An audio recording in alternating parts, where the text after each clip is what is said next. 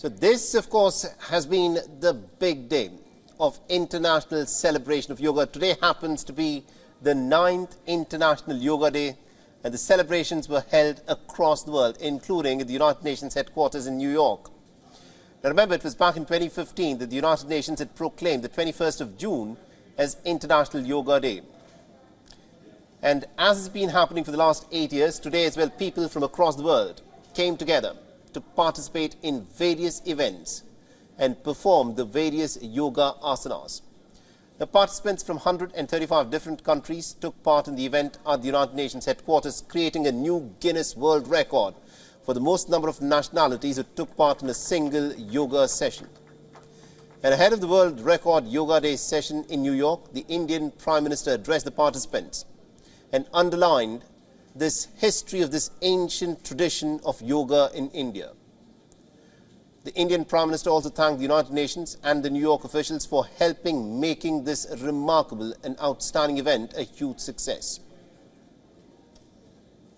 Let us use the power of yoga not only to be healthy, happy, but also to be kind to ourselves and to each other. Let us use the power of yoga to build bridges of friendship, a peaceful world, and a cleaner, greener, and sustainable future. Let us join hands together to realize the goal of one earth, one family, one future. And the United Nations Secretary General Antonio Guterres also spoke ahead of the yoga session. I want to recognize Prime Minister Modi for all he has done to promote understanding of yoga and its many benefits. Yoga unites. It unites body and mind, humanity and nature, and millions of people across the globe for whom it is a source of strength, harmony and peace. In a dangerous and divided world, the benefits of this ancient practice are particularly precious.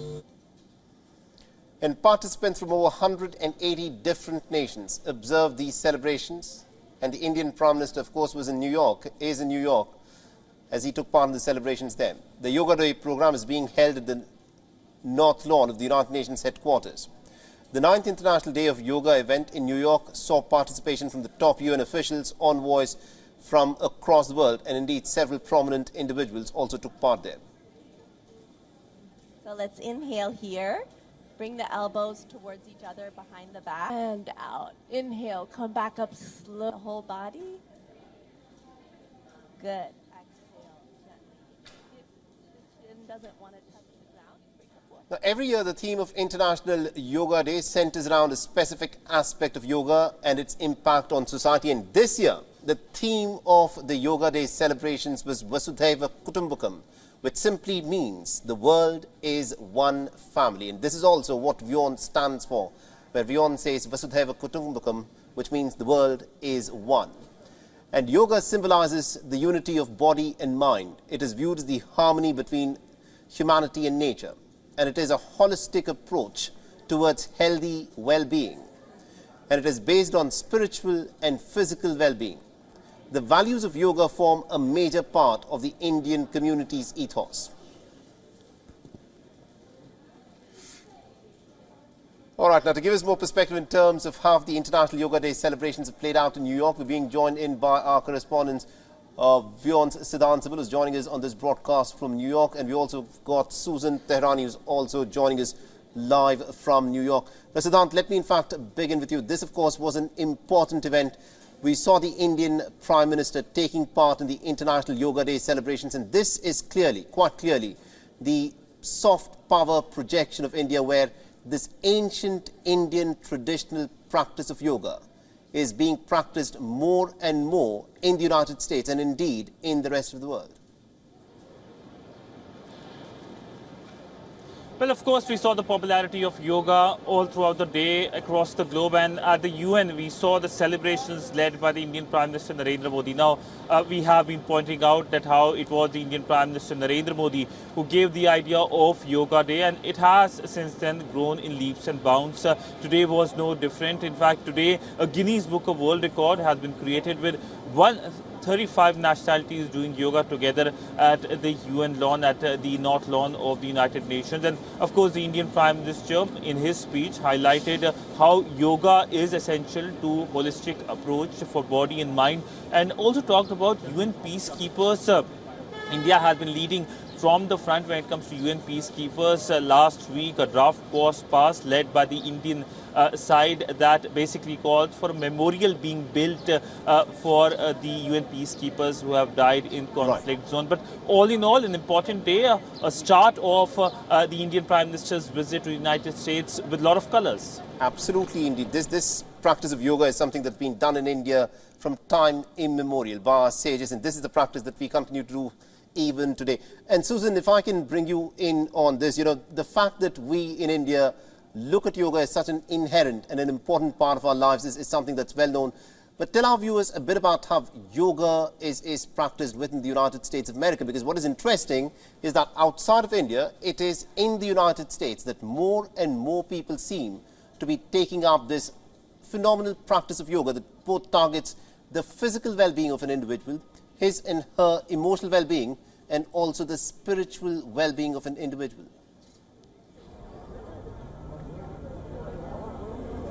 Yeah, that's very true. And it just becomes more and more popular with each passing day and year, honestly.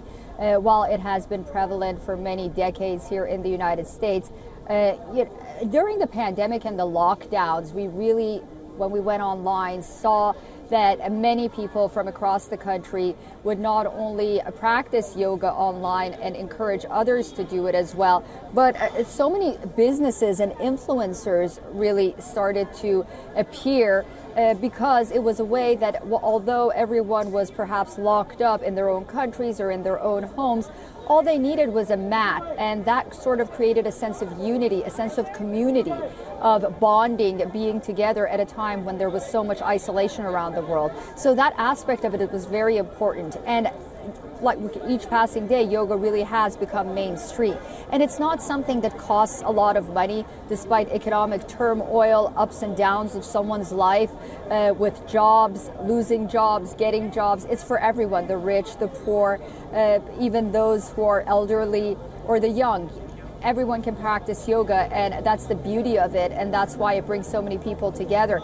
And I think we heard that message of unity from the Prime Minister here at the United Nations when he was talking about that, because, obviously he recognizes that we're living in such a divided world, that there are few things like yoga that bring us all together. And this was really a sentiment and a testament to that as he was practicing this and brought it to the UN, really the seat of multilateralism. But absolutely very popular here in the United States, notably in New York as well. I do want to say that while our coverage has focused on New York, at the United Nations, at New York's Times Square, there's a simultaneous celebration going on commemorating International Yoga Day, as it has every year, and everyone's practicing there as well. Absolutely, and the fact that there are so many aspects to yoga, it's a physical sort of a well-being thing.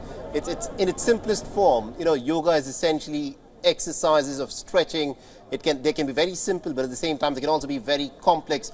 But tell us, why is it that in the United States, which is such a consumerist nation, that we are seeing this, enormous amount of interest in a very spiritual and a physical activity such as yoga? And it is people such as Madonna, the Queen of Pop, and people like Michelle Obama, who seem to be people who are, imbibing the practice of yoga and making it a part of their lives. Yeah, when notable individuals and celebrities and dignitaries make it part of their life and talk about it, it really does reverberate that message and makes it more mainstream. It expands it on the one hand, that's one aspect of it.